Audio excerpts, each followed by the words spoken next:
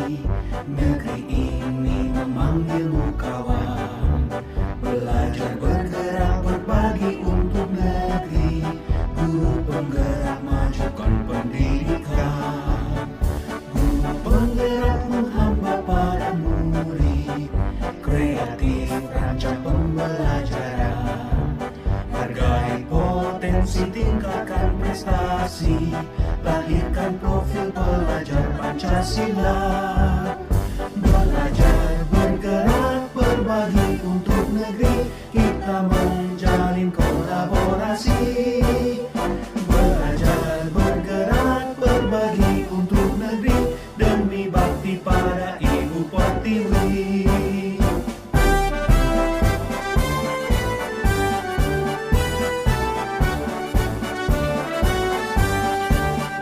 Bulatkan tekad, kuatkan hati. Negeri ini memanggilmu kawan. Belajar bergerak berbagi untuk negeri. Guru penggerak majukan pendidikan. Guru penggerak menghamba pada murid. Kreatif rancang pembelajaran. Hargai potensi, tingkatkan prestasi. Lahirkan profil pelajar Pancasila. Belajar bergerak berbagi untuk negeri. Kita menjalin kolaborasi. Belajar bergerak berbagi untuk negeri. Demi bakti pada Ibu Pertiwi. Belajar bergerak berbagi untuk negeri. Kita menjalin kolaborasi. Belajar bergerak berbagi untuk negeri. Demi bakti pada Ibu Pertiwi. Demi bakti pada Ibu Pertiwi.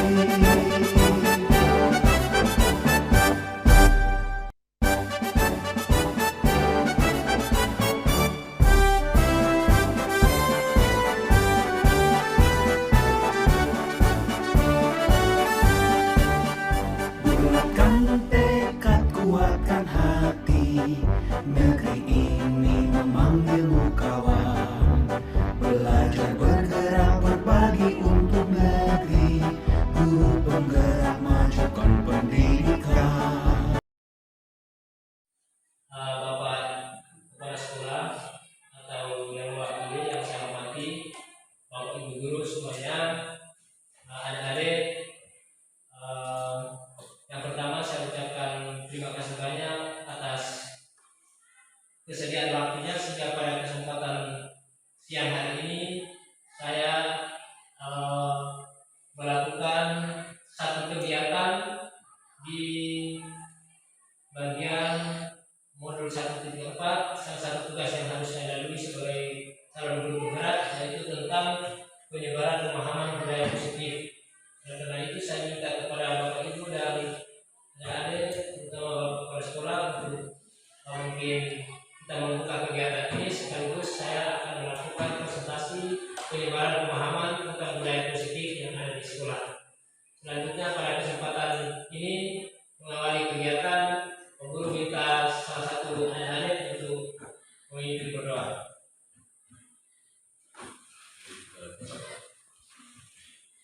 Berdoa dan tidak apa-apa, nanti salah video perlu potong.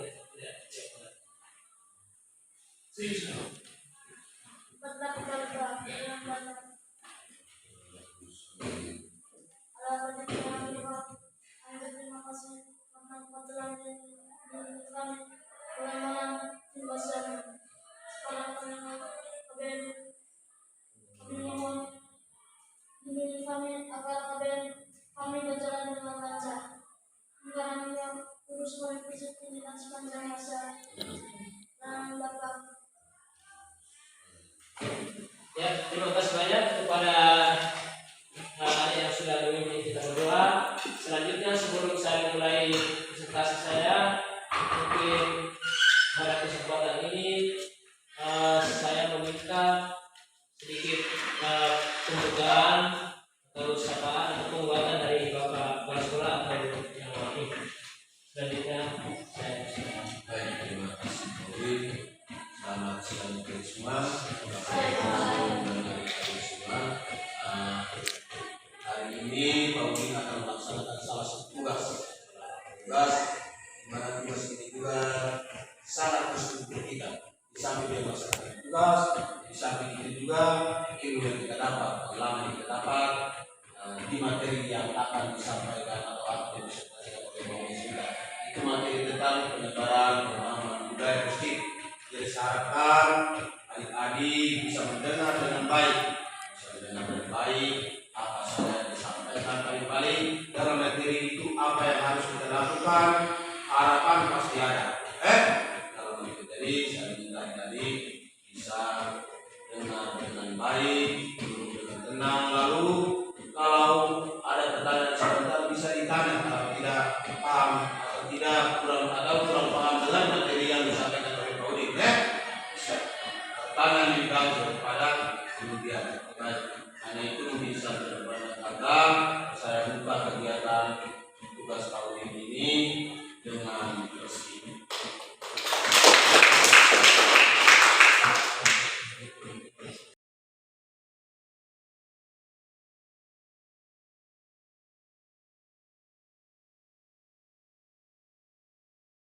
Bapak Ibu semuanya, Bapak Kepala Sekolah, saya hormati, saya akan melanjutkan tugas saya sebagaimana yang tadi sudah kita ikuti pembukaannya tentang penyebaran pemahaman budaya positif yang ada di lingkungan sekolah SMP Negeri 1 Langoni.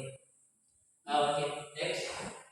Ya, seorang guru yang baik harus memiliki kemampuan dalam mewujudkan budaya positif yang ada di sekolah. Budaya positif tersebut dapat dijalankan dengan menerapkan konsep-konsep inti. Jadi ada konsep-konsep inti yang berkaitan dengan budaya positif, yaitu yang pertama memahami motivasi perilaku manusia berkaitan dengan hukuman dan penghargaan.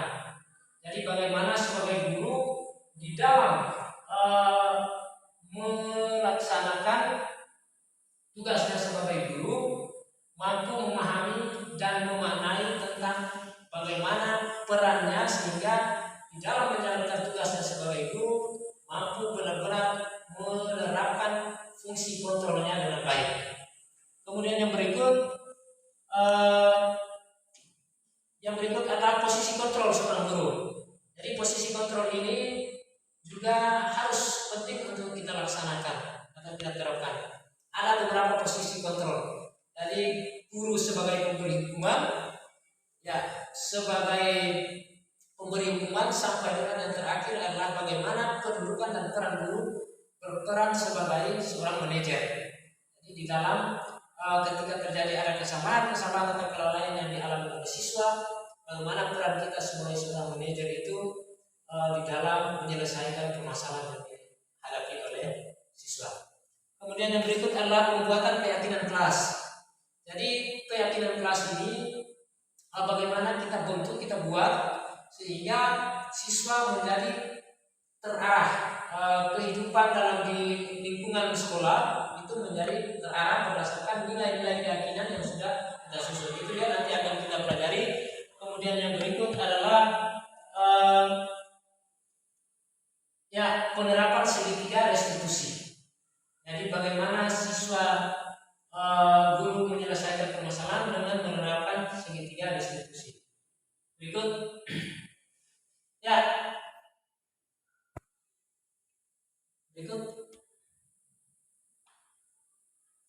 maju lagi. Yang pertama adalah tentang disiplin positif. Disiplin positif merupakan cara penerapan disiplin mengajak anak bertanggung jawab bukan kesadaran berdasarkan nilai-nilai kebajikan.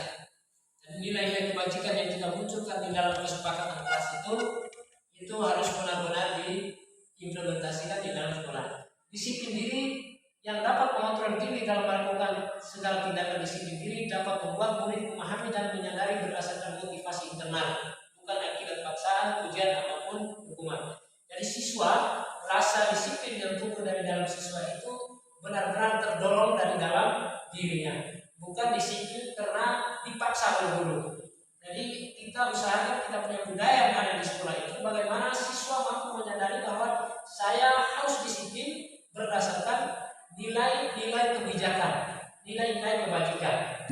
Jadi jangan sampai kemudian siswa merasa disiplin karena dipaksa oleh guru. Itu yang kurang pas. Tapi bagaimana rasa disiplin itu harus tumbuh. Yang berikut motivasi perilaku manusia. Ya, terdapat 3 motivasi perilaku manusia. Di antaranya adalah untuk menghindari ketidaknyamanan atau hukuman. Jadi dalam motivasi perilaku manusia itu yang pertama untuk menghindari ketidaknyamanan atau hukuman, kemudian yang kedua untuk mendapatkan imbalan atau penghargaan dari orang lain, kemudian yang ketiga untuk menjadi orang yang mereka inginkan dan menghargai diri sendiri dengan nilai-nilai yang mereka percaya. Berikut posisi kontrol. Ya, ini adalah 5 posisi kontrol yang harus dijalankan oleh seorang guru. Yang pertama adalah penghukum.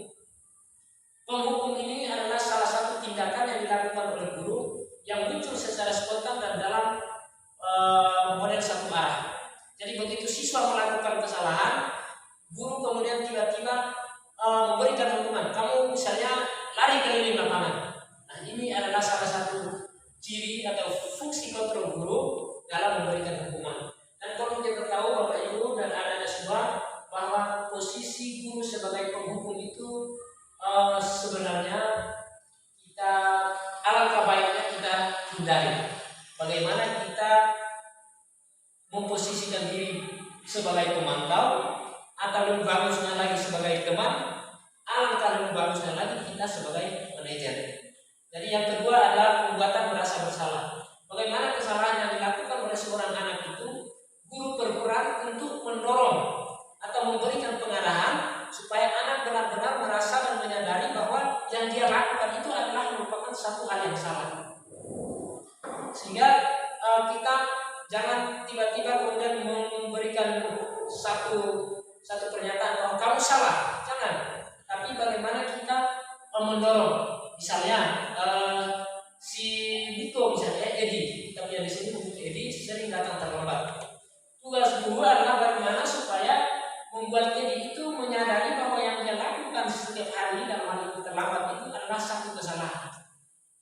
Jadi kita tidak boleh kemudian tiba-tiba memberikan hukuman, tapi bagaimana memandu, memberikan arahan sehingga Edi merasa bahwa kegiatan atau kebiasaan terlambat itu adalah salah satu kesalahan yang kemudian melanggar disiplin sekolah.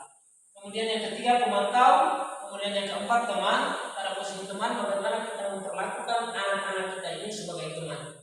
Jadi guru membangun jiwanya sebagai bagian daripada atau berteman dengan siswa sehingga siswa merasa bahwa ada ikatan emosional yang terbangun antara guru dengan teman. Kemudian yang ketiga adalah manajer. Manajer ini tugas guru adalah bagaimana mengantarkan anak untuk mampu menyadari atas kesalahan yang sudah dia lakukan, kemudian mencari dan menemukan dengan sendiri solusinya bagaimana untuk mengatasi kesalahan yang sudah dia buat. Itu tugas guru. Jadi kalau misalnya tadi sering terlambat, kenapa sering terlambat? Kira-kira apa yang membuat kamu terlambat? Apakah terlambat ini kemudian melanggar peraturan sekolah dan kesepakatan kelas yang sudah kita buat? Kira-kira kesepakatan apa yang sudah kamu langgar? Sekarang solusinya bagaimana? Nah, itu adalah fungsi guru sebagai manajer di dalam membimbing atau menuntun siswa. Berikut next. Ya, posisi kontrol seorang guru. Dari kelima posisi kontrol tersebut, seorang guru sebaiknya harus memposisikan diri sebagai manajer. Kenapa? Pada posisi ini guru berbuat bersama dengan murid, mengajak siswa mempertanggungjawabkan perilakunya. Dari kesalahan yang sudah dibuat itu, tugas guru bagaimana mengajak dia untuk kemudian mempertanggungjawabkan apa yang sudah dia buat. Mendukung siswa menemukan solusi. Jadi setelah menyadari, mempertanggungjawabkan apa yang dibuat, kemudian guru mendorong dia, kira-kira solusinya seperti apa ketika kesalahan yang kamu lakukan itu. Solusinya bagaimana? Jadi kita mendorong untuk siswa menemukan solusinya sendiri. Jadi posisi manajer mengacu restitusi yang dapat menjadikan murid sebagai manajer bagi dirinya sendiri. Jadi pada saat yang sama itu murid akan berperan sebagai manajer untuk dirinya sendiri, sehingga terciptanya identitas positif berhasil pada diri murid. Kemudian yang berikut, ya, keyakinan kelas.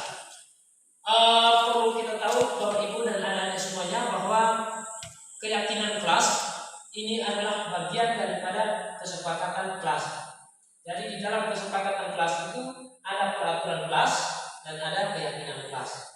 Peraturan kelas itu cenderung berkaitan dengan nilai-nilai perilaku siswa. Misalnya, jangan datang terlambat, atau jangan isap rokok, atau jangan mengganggu teman. Ini adalah peraturan-peraturan yang kita buat di dalam kelas. Bisa peraturan ini bisa kita terapkan di sekolah, menjadi peraturan atau kesepakatan sekolah, boleh. Tapi kita mulai dari kelas. Dari aturan-aturan itu misalnya jangan mengganggu teman. Kira-kira dari peraturan itu, peraturan kelas itu, kira-kira bagaimana nilai keyakinan kelasnya? Nilai keyakinan kelasnya adalah misalnya saling menghargai. Jadi di saat dia tidak mengganggu teman, maka nilai kewajiban yang kemudian muncul dari adanya peraturan itu adalah saling menghargai. Atau misalnya dilarang mencuri atau kembalikan barang milik teman, peraturan kelas. Ketika menemukan barang milik teman, dikembalikan. Ini adalah salah satu peraturan kelas misalnya. Lalu apa yang muncul dari nilai kebajikan apa yang muncul? Nilai kebajikan yang muncul adalah misalnya kejujuran. Jadi ketika dia mengembalikan apa yang sudah dia pinjam atau dia temui, kemudian dikembalikan ke pemiliknya, maka di situ ada muncul nilai kebajikan, dalam hal ini adalah nilai kejujuran. Jadi berkaitan dengan keyakinan kelas ini, guru berperan dalam mewujudkan terbentuknya keyakinan kelas dengan adanya kesepakatan antara guru dan murid.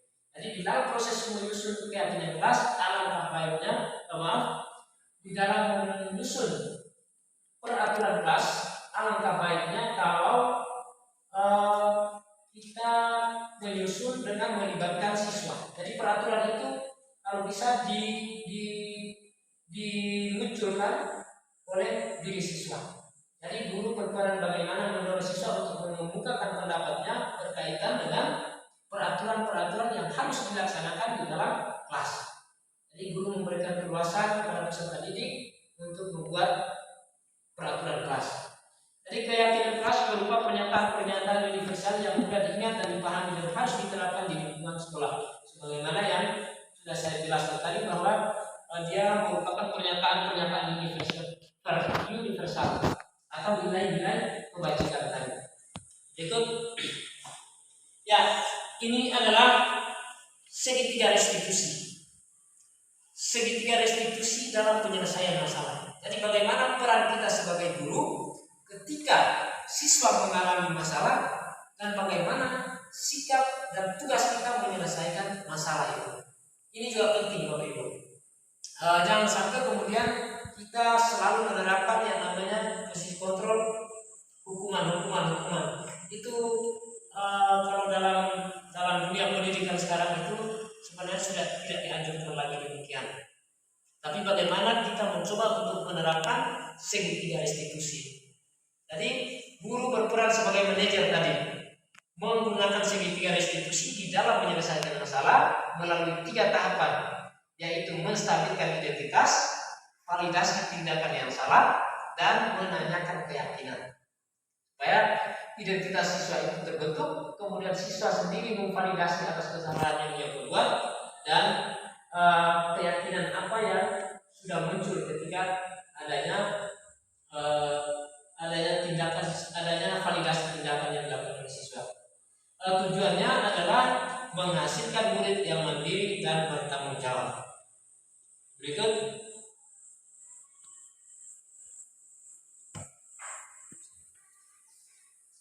Ya, itu saja. Coba kembali. Ya, itu saja penyampaian paparan terkait dengan penyebaran pemahaman terkait dengan budaya positif yang ada di sekolah. Nanti selebihnya akan kita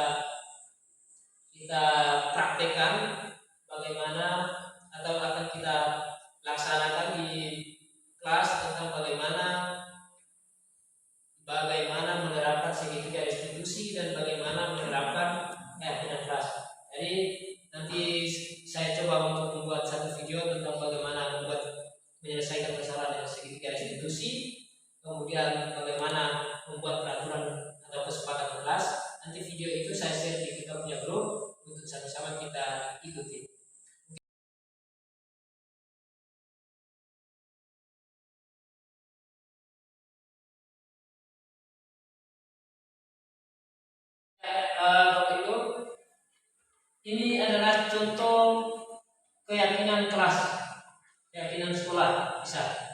Jadi keyakinan kelas bisa saja kita buat dalam skala yang lebih besar, yaitu di tingkat satuan pendidikan. Bisa menjadi keyakinan kelas. Jadi contoh keyakinan kelas ini berangkat dari peraturan-peraturan yang sudah kita buat. Dari peraturan sekolah yang sudah kita buat itu, kemudian kita tarik dia menjadi satu kalimat positif, dan kalimat positif itu yang nanti kira-kira nilai kebajikan apa yang muncul dari kalimat positif itu. Misalnya di sini datang tepat waktu di sekolah, misalnya datang tepat waktu di sekolah. Ini adalah berkaitan dengan peraturan sekolah tentang tidak boleh terlambat. Peraturan sekolahnya adalah tidak boleh terlambat. Nah, dari peraturan itu kita bawa dia ke kalimat positif menjadi datang sekolah tepat waktu atau datang tepat waktu di sekolah. Nah, kalau sudah datang tepat waktu di sekolah, maka nilai kebajikan yang muncul dari adanya datang di sekolah tepat waktu itu adalah nilai disiplin. Begitu juga misalnya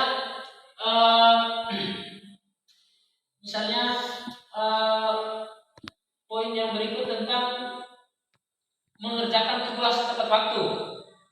Mengerjakan tugas tepat waktu ini adalah berkaitan dengan peraturan sekolah atau peraturan kelas tentang tidak boleh bersantai dalam mengerjakan tugas. Tidak boleh bersantai dalam mengerjakan tugas atau tidak santai-santai ketika guru memberikan tugas kepada siswa atau siswa tidak mengerjakan tugas. Kalimat positifnya adalah mengerjakan tugas tepat waktu. Di situ juga nilai kebajikannya adalah nilai disiplin. Misalnya nilai religius. Di sini peraturan kelasnya adalah harus mengucapkan salam ketika bertemu antara sesama siswa dan sesama maupun siswa dan guru misalnya. Itu peraturan kelas atau peraturan sekolah. Harus sapa, salam, tegur dan sesama guru. Maka kita bawa dia ke kalimat positifnya adalah religius ya. Kita bawa ke kalimat positifnya adalah mengucapkan salam ketika masuk dan keluar kelas. Jadi peraturannya adalah masuk kelas harus salam. Masuk kelas harus salam. Maka kita kembali ke keyakinan kelasnya adalah mengucap salam ketika masuk atau keluar kelas. Di situ ada nilai religius. Kemudian berikut ya misalnya peraturan sekolah tentang melakukan piket kebersihan sesuai jadwal. Ini juga berkaitan dengan nilai kebajikan yaitu peduli lingkungan. Berikut ya toleransi, menghargai ya. Poin kedua misalnya berteman dengan semua siswa. Peraturannya adalah di antara sesama siswa dilarang saling baku-baku misalnya. Maka kalimat positifnya adalah berteman dengan semua siswa. Nilai kebajikan apa yang ada? Nilai kebajikannya adalah nilai toleransi. Ya, itu tentang peraturan kesepakatan kelas atau keyakinan kelas. Itu tentang keyakinan kelas.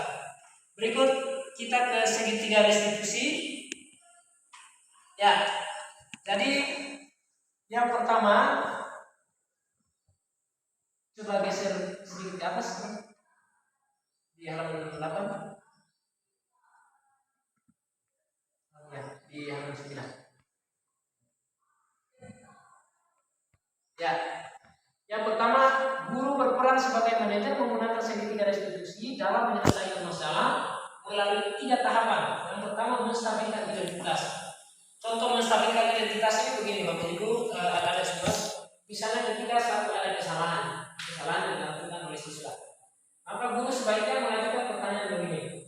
Oh tadi guru dengar kamu sering datang terlambat ya ke sekolah misalnya. Oh iya, saya sering datang terlambat ke sekolah. berarti yang kamu lakukan itu mohon maaf, saya ulangi. Misalnya ketika ada siswa sering terlambat, jadi misalnya kita tanya, tadi Pak Guru dengar dari pikir katanya kamu datang terlambat ya? Ya, terlambat. Oke, datang terlambat itu tidak apa-apa. Sebagai manusia mungkin kita pernah lalai dalam melaksanakan peraturan. Pak Guru terima itu, tidak apa-apa. Sebagai manusia pasti kita mungkin ada hal-hal yang tertentu yang kemudian membuat kita terlambat. Itu contoh pertanyaan. Kemudian kita lanjut lagi bertanya, kira-kira kalau terlambat itu nilai apa yang kamu langgar? Nilai keyakinan kelas apa yang sudah kamu langgar? Dia pasti menjawab nilai keyakinan kelas disiplin.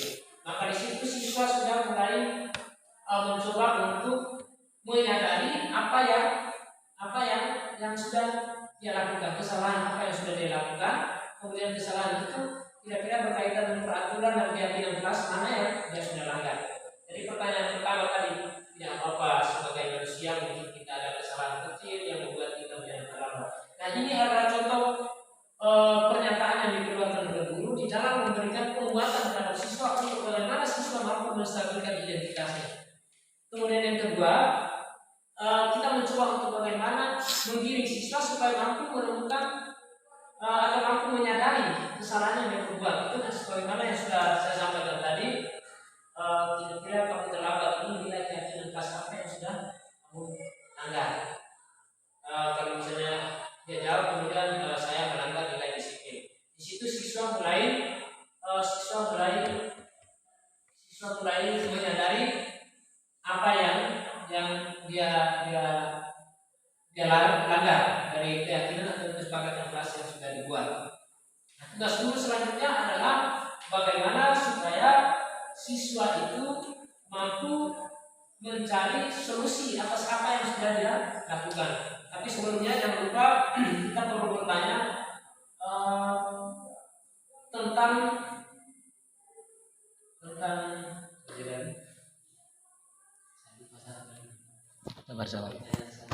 ya, kita mencoba untuk mengarahkan siswa untuk menemukan solusinya. Jadi disitulah peran sesungguhnya kita sebagai manajer. Sampai pada akhirnya siswa mampu menyadari apa yang sudah dia lakukan. Mungkin demikian hasil penyebaran pemahaman saya. Dan kurangnya mohon maaf. Saya akhiri, selamat siang untuk kita semua.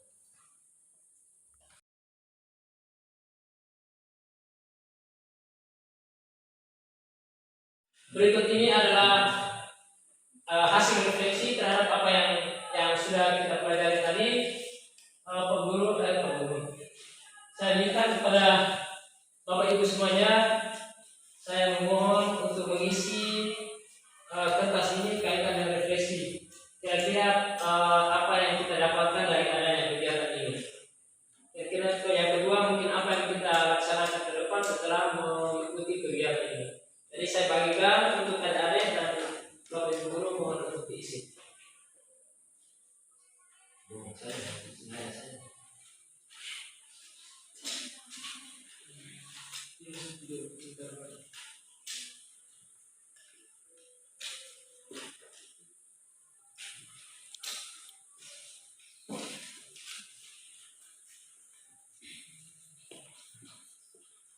Mungkin sudah selesai. Mohon maaf saya ambil kembali.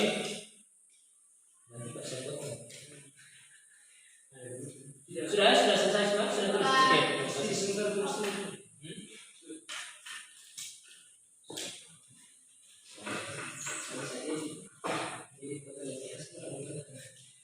Lihat kemana saya video asli. Jelas lagi, jelas lagi. Berarti habis itu sudah saya.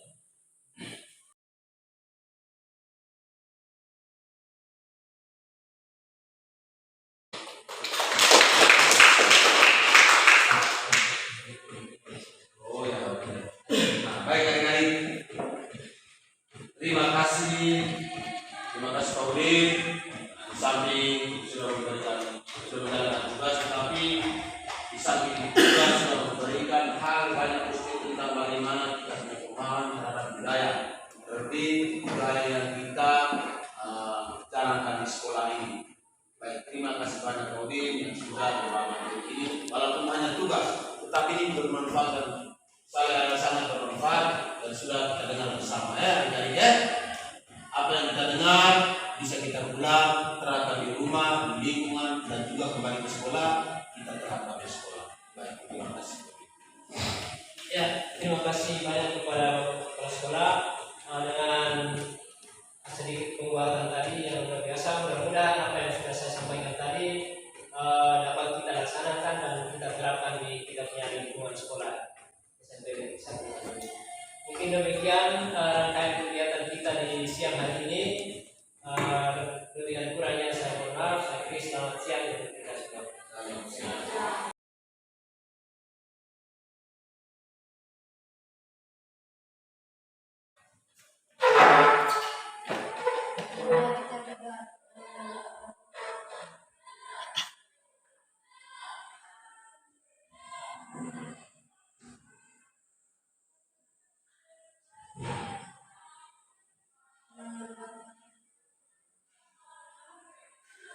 Ya, terima kasih banyak.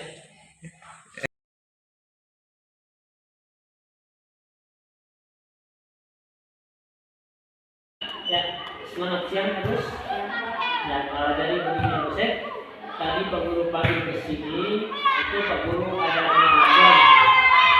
Katanya kamu bertengkar ya sama Niko? Iya Pak, habis kesal sih. Kenapa kesal Agus? Niko terus menerus mendelegasi kepada saya, bukan hanya kuliah, tugas lain pun selalu dia kasih. Oh, jadi Niko selalu mengambil pekerjaan kamu ya? Iya Pak. Jadi wajar ya, itu wajar ya kalau sebenarnya Pak Guru ada di posisi kamu, juga Pak Guru akan mengalami hal yang sama. Lalu apa yang kamu lakukan terhadap Niko? Saya marah-marah Pak, saya maki-maki Niko, tanpa sadar saya menggebrak mejanya Pak. Oh begitu. Jadi kamu buat begitu pasti ada alasannya ya. Buat begitu pasti ada alasannya. Ya Pak, masa saya diam saja? Saya sudah saya mengerjakan soal, tapi Niko malah tidak bisa mengerjakannya sendiri. Ya, wajar lah kalau kamu mau begitu. Pak Guru sangat menghargai proses sikap kamu. Pak Guru sangat menghargai itu. Bayangkan kalau seandainya tadi itu kamu memukul Niko itu bagaimana lagi mungkin Pak Guru juga tidak tahu. Tapi Pak Guru sangat menghargai itu. Nasib baik kamu tidak bisa, kamu tidak memukul Niko. Sekarang coba kita pikirkan. Tindakan kamu marah sampai mendobrak meja itu apakah sesuai dengan keyakinan kelas kita? Tidak Pak. Tidak sesuai. Oke. Menurut kamu keyakinan kelas apa yang sudah dilanggar? Saling menghormati. Saling menghormati antara sesama teman. Jadi Agus sudah melanggar keyakinan kelas yang sudah kita belajar. Itu sudah tidak menghargai sesama teman. Padahal keyakinan kelas yang kita buat harus saling menghargai antar sesama teman. Jadi betul, menurut kamu saling menghargai antar teman kira-kira itu penting tidak bagi kamu? Sangat penting Pak. Sangat penting. Baik, kalau menurut kamu itu penting, jadi keyakinan apa yang harus kamu lakukan pada saat kamu sedang marah? Harus lebih sabar. Harus lebih sabar. Bagus sekali. Jadi saat kamu sedang marah harus lebih sabar. Kamu bersedia memperbaiki diri? Bersedia Pak. Bersedia memperbaiki masalah ini? Bersabar dengan sabar saya kalau ada teman yang penting, saya akan dilaporkan kepada guru mata pelajaran atau wali kelas saya Pak. Ya, bagus. Bersabar dan menahan amarah. Kalau ada teman yang melakukan kesalahan lagi, Agus akan melaporkan ke wali kelas atau ke guru mata pelajaran. Ya, bagus, luar biasa ya. Terima kasih Agus sudah menemukan caranya. Harus tetap bersabar ya. Harus bersabar ketika ada kejadian seperti itu lagi. Alangkah bagusnya sebagaimana yang harus sampaikan tadi dilaporkan ke wali kelas atau guru mata pelajaran. Oke, terima kasih banyak Agus ya. silakan kembali ke kelas dan jaga ketertiban sesuai dengan peraturan. Oke? Ya, selamat siang Niki. Siap Pak. Ya Niki, kembali ke sini itu kamu ngapain? Tadi kamu mendengar laporan dari guru pikir. Katanya kamu sudah terlambat ya? Menurut pendapat kamu sudah berapa kali terlambat? Sudah 4 kali. Oke. Sering terlambat itu suatu kesalahan bukan ya? Ya Pak. Ya, jadi sering terlambat itu merupakan suatu kesalahan, ya? Oke, baik. Berarti buat kesalahan itu manusiawi. Menurut manusia itu, setiap manusia itu pasti membuat kesalahan. Yang terpenting kita bisa belajar dari kesalahan tersebut untuk tidak untuk bisa memperbaiki kesalahan itu sehingga kita tidak bisa mengulangi kembali. Setuju? Setuju Pak. Baik, setuju. Oke, kalau begitu mari kita sama-sama cari solusinya ya. Oke, sering datang terlambat pasti ada alasannya. Kira-kira kenapa sering datang terlambat? Kamu mungkin Karena saya sering begadang sambil main HP. sering begadang sambil main HP. Jadi kurang tidur. Oke, kamu tahu keyakinan kelas yang kamu langgar? Tahu Pak. Iya. Kalau terlambat datang ke sekolah sesuai dengan keyakinan kelas tidak? Tidak Pak. Tidak sesuai. Menurut kamu keyakinan kelas apa yang sudah kamu lakukan? Disiplin. Ya, disiplin, betul kan? Jadi Tuti sudah melanggar keyakinan kelas yang sudah kita buat, yaitu disiplin ya. Oke, menurut kamu disiplin itu penting tidak? Penting Pak Guru. Karena Ya, disiplin bisa itu membuat penting. saya datang ke sekolah tepat waktu dan bisa menghargai waktu. Oke, bagus. Bisa membuat kamu datang sekolah tepat waktu dan bisa menghargai waktu ya. Jadi disiplin itu penting. Di satu sisi bisa membuat kamu datang sekolah tepat waktu, di sisi yang lain bisa membuat kamu menghargai orang lain. Oke, selalu kamu lakukan dengan cara apa kira-kira? Ya Pak Guru, saya bisa menyesal. Hmm? Sudah saya terlambat Pak. Mengingat Pak, sudah sering terlambat. Oke, baik, terima kasih ya. Niki sudah menyadari itu, sudah sering terlambat, Niki sudah mohon maaf. Oke, yang Niki, sikap yang sangat baik sudah kamu lakukan dengan cara meminta maaf. Itu salah satu sikap yang sangat baik. Menurut kamu apa yang akan kamu lakukan kalau kamu tidak datang terlambat ke sekolah? Saya akan tidur dengan cepat dan tidak begadang lagi agar saya datang terlambat. Agar tidak datang terlambat. Tidur lebih cepat dan tidak begadang lagi ya, Pak. supaya datang lebih cepat. Jadi itu yang harus dilakukan ya. Oke, terima kasih kamu sudah menemukan solusi, sudah menyadari kesalahan dan meminta maaf, kemudian sudah memperbaikinya dengan cara tidur lebih awal dan tidak begadang lagi sehingga datang sekolah tidak terlambat. Oke, baik, terima kasih ya. Silakan kembali ke kelas. Siang teman-teman, saya Agus dari kelas 8B.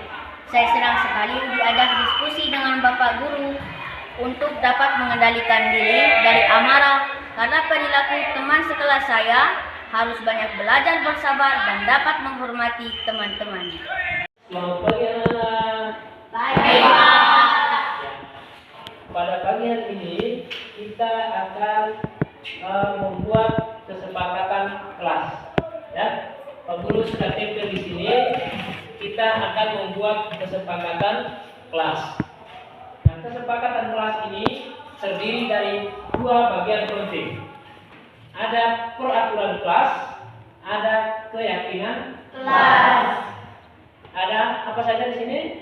Peraturan keyakinan kelas. Dan keyakinan. Kelas. Peraturan kelas dan keyakinan kelas ini kita susun, kita rancang dengan tujuan untuk menjaga ketertiban, kebersihan, keamanan, serta membangun rasa disiplin dan tanggung jawab di dalam kita punya lingkungan kelas. Ya. Peraturan kelas terdiri dari atau peraturan kelas sifatnya berkaitan dengan perilaku. Sementara keyakinan kelas berkaitan kebalikan. Ya, jadi misalnya peraturan kelas tentang datang sekolah tepat waktu, atau misalnya datang sekolah atau hadir di sekolah 15 menit sebelum waktu. Maka kalau peraturan kelasnya seperti itu, kira-kira keyakinan kelasnya bagaimana? Ya, komitmen. Ya. Komitmen. Oke. Oke, jadi Pak Guru minta Pak Guru akan bagikan kertas ini. Nanti sama-sama kita tulis masing-masing peraturan kelas. Pak Guru membutuhkan pikiran dan masukan dari kalian. Peraturan harus muncul dari kalian. Kita sepakati bersama-sama. Kalau Pak Guru sendiri nanti peraturan sifatnya memaksa. Sehingga peraturan itu kita susun di dalam kitabnya diri. Ya, peraturan itu muncul dari dalam kitabnya diri. Kita tulis dan kita sepakati. Untuk selanjutnya kita laksanakan. Bisa? Bisa. Sepakat? Oke. Kalau sepakat, Pak Guru akan bagikan ini. Selanjutnya kita isi peraturan kelas dan keyakinan kelas. Oke, kita mulai dengan yang pertama tentang peraturan kelas terlebih dahulu.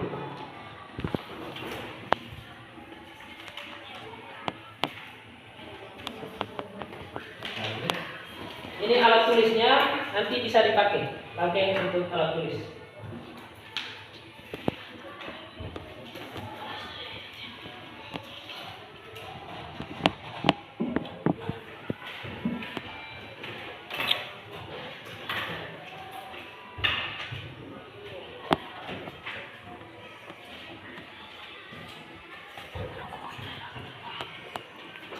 Oke, Pak Guru kasih waktu 5 menit untuk kita tulis peraturan kelas. 5 menit ya. Peraturan kelas dulu, nanti baru kita lanjutkan ke keyakinan kelas.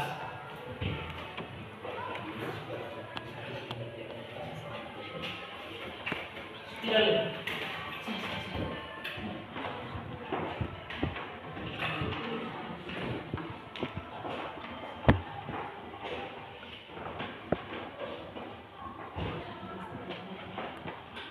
Sudah?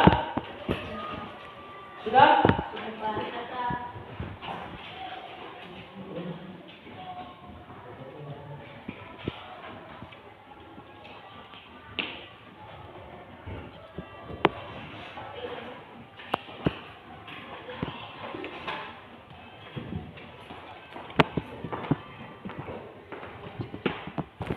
Tidak. Keyakinan kelas juga sudah semua? Oke, sekarang kita mulai dengan peraturan kelas. Oke, kira-kira siapa yang mau mengajukan tangan? Ya, silakan menyampaikan pendapat. Peraturan kelas tentang apa? Kembalikan barang ke tempatnya. Kembalikan Barang ke tempatnya. Kembalikan barang ke tempatnya. Oke, itu peraturan kelas atau keyakinan kelas? Peraturan kelas. Silakan, Peter. Silakan, Peter. Peter di peraturan kelas. Oke, bagus. Kita kasih aplaus. Ya, ada lagi yang mau memberikan pendapat? Ya, silakan. Hadir di sekolah 15 menit sebelum waktu. Hadir di sekolah 15 menit sebelum waktu. Peraturan kelas atau keyakinan kelas? Peraturan kelas. Peraturan kelas. Oke, lanjut. Ini tembel terbalik ini.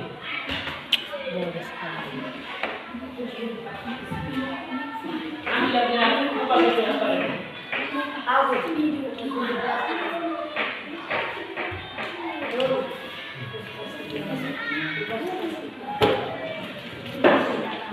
Rapat ke atas. Rapat.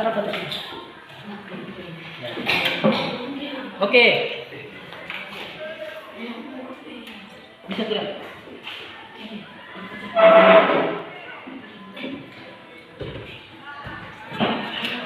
Tidak. Agus, silakan baca peraturan kelasnya tentang apa tadi? Hadir di sekolah 15 menit sebelum waktu. Hadir di sekolah 15 menit sebelum waktu. Kalau peraturan kelas seperti ini, kira-kira keyakinan kelasnya apa kira-kira? Ya, silakan. Komitmen. Komitmen boleh. Oke, silakan. Ditempel. Komitmen. Silakan.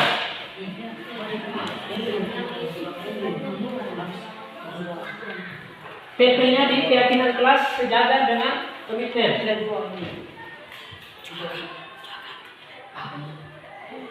Ya, terus. Oke. Pak Guru, kalau tadi kembalikan barang ke tempatnya.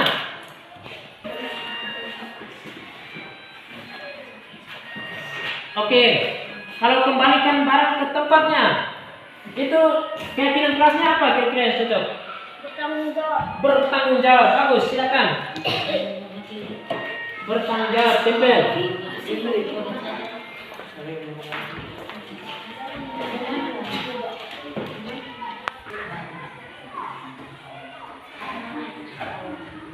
Silakan.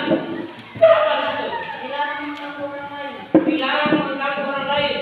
Oke, silakan tempel. Dilarang mengganggu orang lain. Boleh.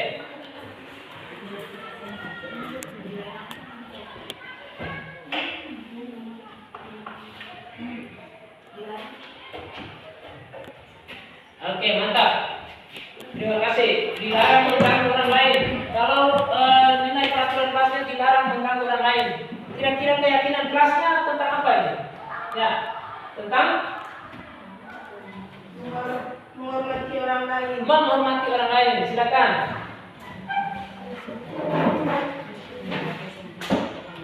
Saling menghormati ya. Nilai keyakinan kelasnya saling menghormati. Sudah belum? Oke. Silakan, Tete.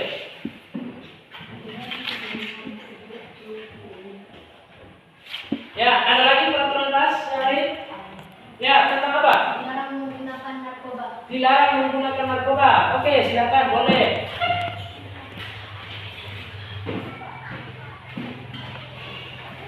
Dilarang menggunakan narkoba. Silakan tempel di peraturan kelas.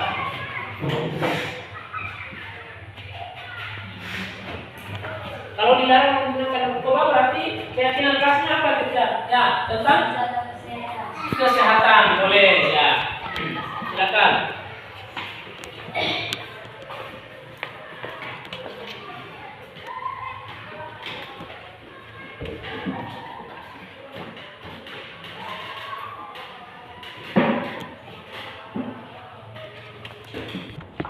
Tidak menyatakan di mulut-mulut.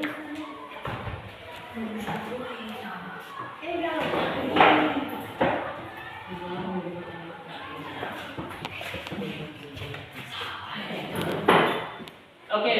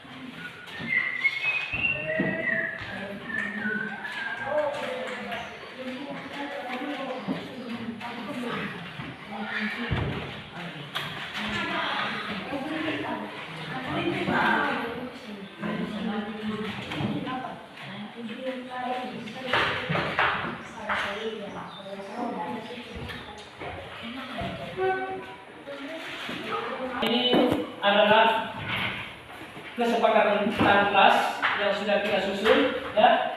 Nanti selanjutnya Pak Guru berharap apa yang sudah kita sepakati ini kita laksanakan dengan sungguh-sungguh dengan penuh tanggung jawab berdasarkan apa yang sudah kita susun ya. Ya, mungkin itu saja.